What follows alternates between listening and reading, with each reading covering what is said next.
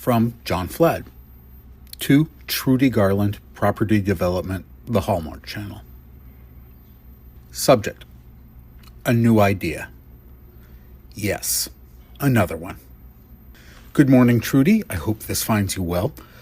I know I've suggested a lot of ideas before, but this time I think I'm on to a winner. The working title is Last Call for My Heart. Here's the synopsis.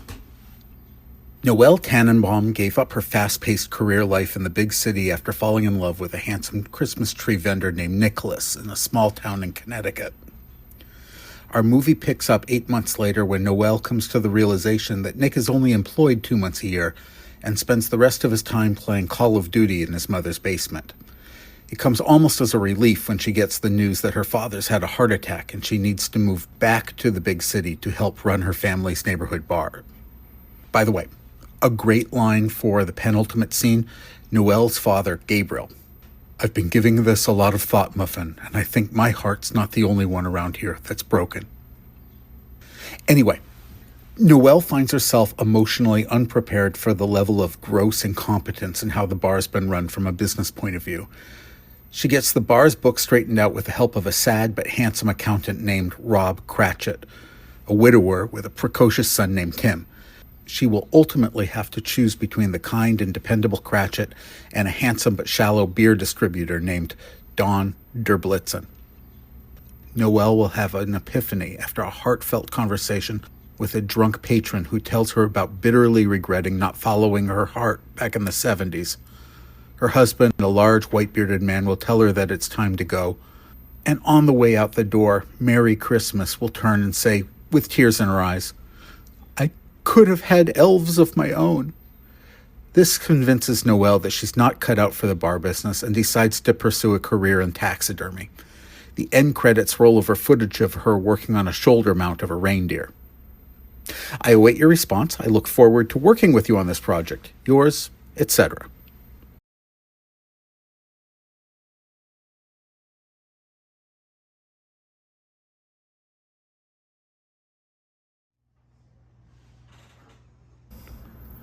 This is a very old-fashioned drink.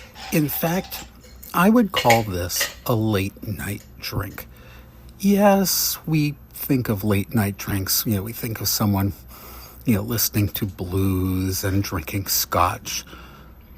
But this is the drink you would leave for Santa. It is pretty similar in a few ways to eggnog. Okay, so we're going to start with ice and a glass of milk. And then traditionally, this is made with rum. Could you use brandy? Sure. Could you use bourbon or rye? Absolutely. I'm going with a black rum this time. 2 ounces of it. And we'll put that away. And we're going to go with 3/4 of an ounce of simple syrup.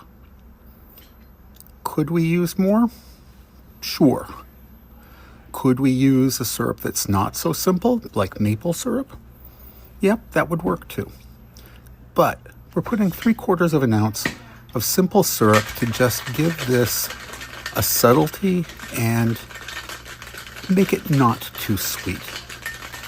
Now, we're going to shake this like it's been very, very naughty. And you know what? Let's put some fresh ice in that glass.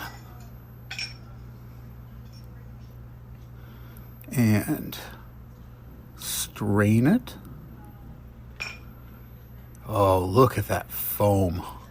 It has a fluffy texture. It's foamy. Now, everything is very individual on this. You could use whatever type of milk, whatever type of syrup, whatever type of liquor. But the key, the thing that really makes... oh, that smells so good. The thing that really makes this cocktail is fresh grated nutmeg.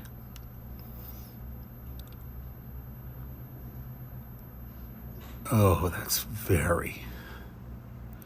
You know, when it's cold, when you're thinking about leaving milk and cookies out for somebody special, dairy can be very refreshing. It can be very comforting. And this is. Now, you get strong dairy. You get the taste of your whatever spirit you've used. In this case, the black rum. But this is Nutmeg's domain.